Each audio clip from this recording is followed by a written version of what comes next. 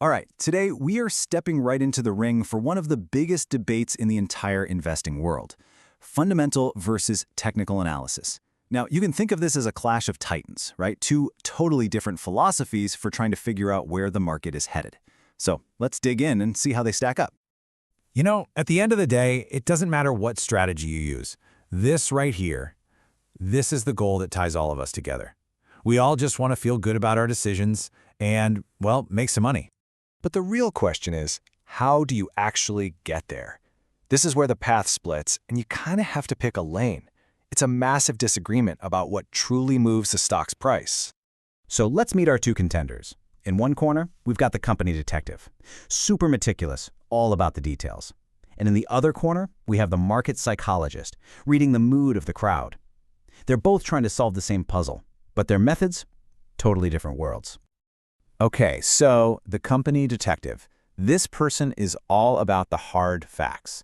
They're digging deep into a company's financial reports, trying to uncover its true worth. The market psychologist, on the other hand, couldn't care less about that stuff. They're watching the crowd, trying to guess what everyone else is going to do next. Let's start with the detective. This is the world of fundamental analysis. And in this world, you're taught to ignore the day-to-day market noise and focus on one thing and one thing only: the underlying health and value of the business itself. So the core idea here is something called intrinsic value. Just think of it like a stock's true price, It's what the company should be worth based on its actual performance and assets, not just what the market is willing to pay for it today.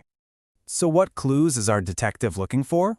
Well, they're poring over financial statements, searching for strong profits and growing revenue. They're using valuation ratios, like the price-to-earnings ratio, to hunt for a good bargain. And they even look at the fuzzy stuff, like, is the CEO any good? How strong is the leadership? It's all part of the case. And here is the absolute core belief of the fundamental analyst. The market can be a little crazy in the short term, but eventually, reality wins. They're making a bet that over time, the stock's price will inevitably drift towards its true intrinsic value. It's all about playing the long game. So the pro here is huge, right? You can find these incredible undervalued companies that everyone else is ignoring. But the con is just as big. The market can stay irrational a lot longer than you can stay in the game. This strategy absolutely requires patience. Okay, time to switch gears completely. Let's step into the office of the market psychologist. In here, we're not looking at company reports. No, we're studying the behavior and the emotions of the market itself. See, technical analysis works on a completely different premise. The whole idea is to use past market data, we're talking price movements and trading volume, to predict where the price is going to go next. It's all about trends and patterns. So you can forget about those financial statements. The psychologist's number one tool is the chart. They're using indicators like moving averages to see the trend clearly. They're looking for important price levels where buyers or sellers have shown up in the past. And they're constantly on the lookout for repeatable patterns that might signal a future move. Now this is the central belief, and it's a big one.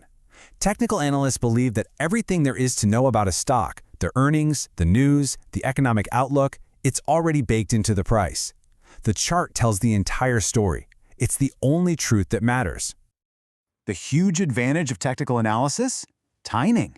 It can give you really clear buy and sell signals, which is fantastic for short-term trading. But the risk? You're basically ignoring what the company actually does. And let's be honest, sometimes the charts can give you false signals that lead you astray. Okay, so we've met the detective and we've met the psychologist. We've looked at their toolkits and their core beliefs, so now we get to the most important question: which approach fits you?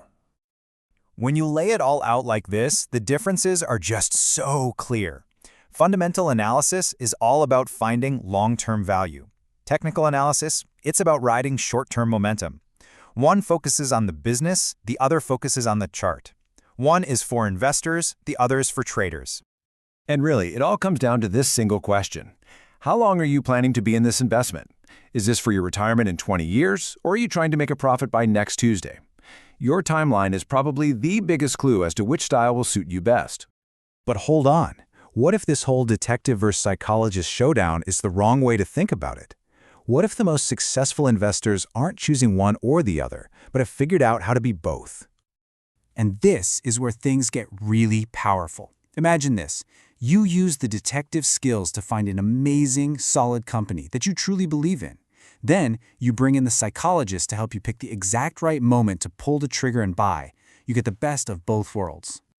So here's how that might look. Step 1. You do your homework, finding companies with great financials. The what? Step 2. You pull up the chart and wait for a clear technical signal, like a breakout, to time your entry. That's the when.